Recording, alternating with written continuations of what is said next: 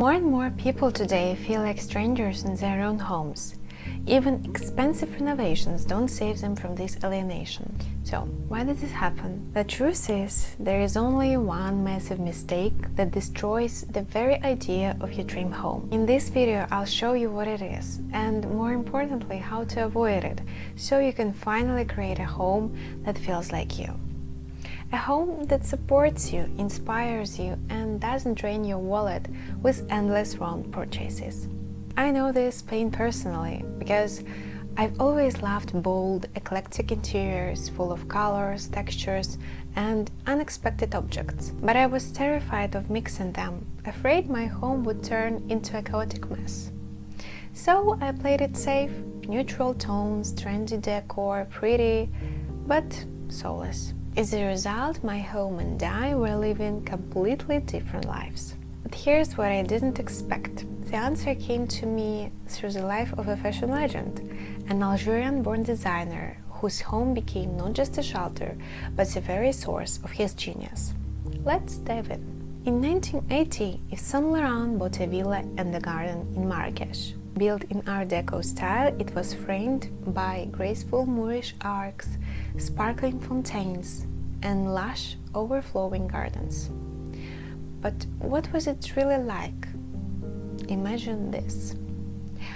Sunlight glinting off glazed tiles, exotic plants spilling over every corner, and above it all, a facade painted in a deep, mesmerizing cobalt blue, the world-famous Majorelle blue. That blue wasn't just a color, it felt almost magical, alive with the Marrakesh sky, the blazing sun, and the golden desert. Combined with accents of yellow, green, and orange, the villa seemed to pulse with energy, as if the walls themselves were part of a living painting. And that's the power of color. It can awaken emotions and express identities. So, if you'd like to learn how to use color this way, not just decoratively, but meaningfully, I've prepared for you a free guide about colors in interior. So if you're interested, you can find the link in the description. Now let's step inside the villa. I was wondering, what makes this interior so unforgettable, so instantly recognizable? And let's break it down. First, color. Each room has its own palette. The blue salon blends turquoise, green, and blue. The library is drenched in deep reds and greens. The bedroom comes alive in red, black, and gold. Colors here sets the rhythm and mood, filling every space with a distinct emotion. Next, handcrafted work. Almost every surface bears the mark of local artisans. Ceilings, doors, shutters, all hand-painted. Panels and furniture decorated with intricate carvings. Plasterwork and traditional Zelig tiles throughout. This wasn't factory-made, it was true craftsmanship, soaked in Moroccan culture. Furniture and antiques blend different eras and cultures.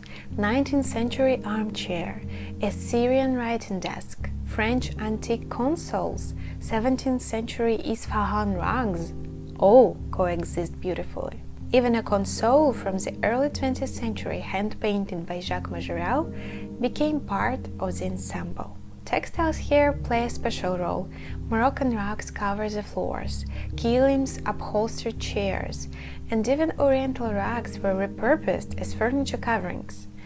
Textiles tie the room together, giving the space completeness and cohesion.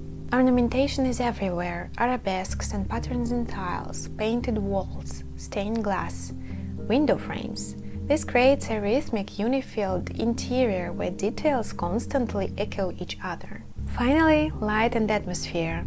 Sunlight floods the rooms by day.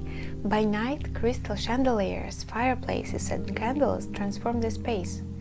Light here isn't just illumination, it's an instrument that shifts the mood from ceremonial to intimate. Why did this place become Saint Laurent's true sanctuary? Well, many people, maybe even you, assume he was purely French.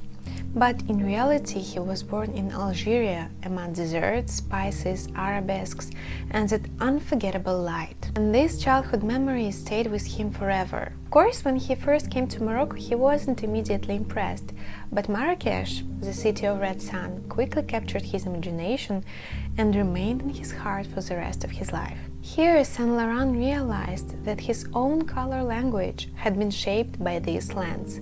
The zeligus styles, the zouk patterns, the djellabas and kaftans. For him, Morocco was an aesthetic shock that echoed back to Algeria, where he lived until he was 17. The Majorelle villa became a meeting point with himself.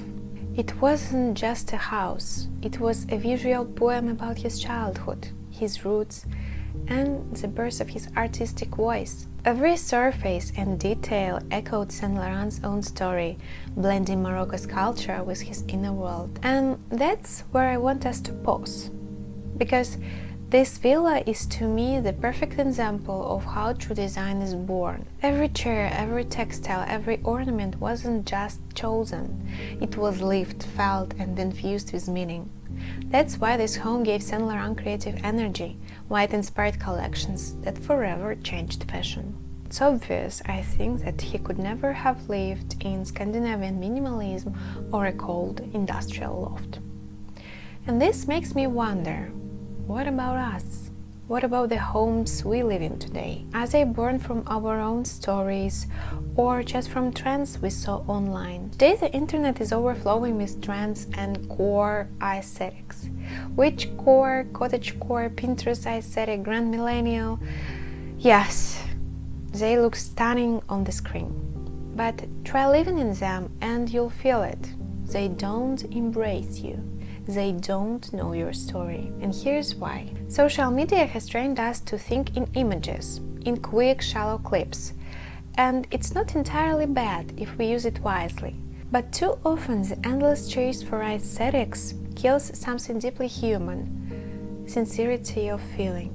So we try to fix that emptiness. We buy furniture, decor, dishes that look nice on their own.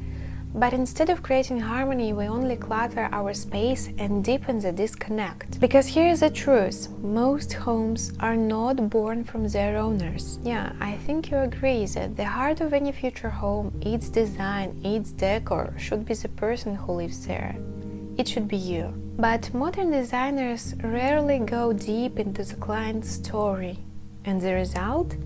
A home that feels beautiful, but foreign.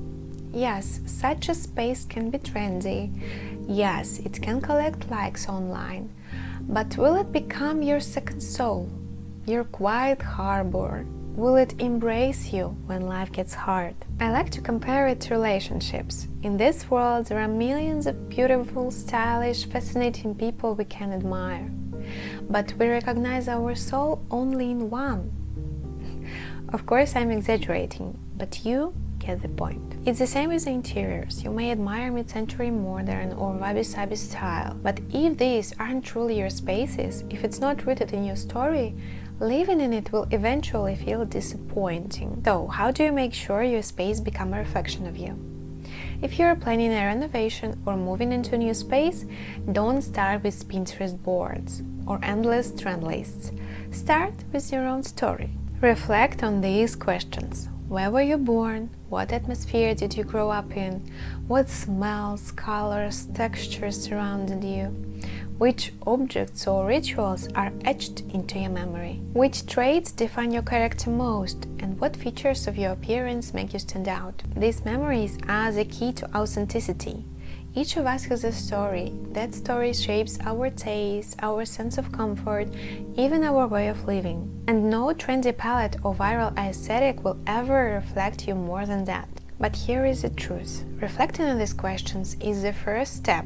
It's how you begin to understand your own story and what your home could truly be. But if you're not ready to spend endless hours studying information and decorating your own home on your own, I'd be happy to help. As an interior decorator, I guide people from having uncomfortable, even distant relationship with their homes to creating spaces that feel like home, genuine and unmistakably theirs. My two most loyal companions in this work are my deep fascination with people and my love for art. This approach will help you save a great deal of money on unnecessary furniture and decor and avoid working with specialists who stay on the surface, who just don't dive deep into your story, your culture, your way of living. Instead, you'll have a home born from you, not from trends or someone else's vision. And most importantly, you'll save your most precious resource: time. If you feel ready to take that step, you'll find all the details about working with me in the description below. So,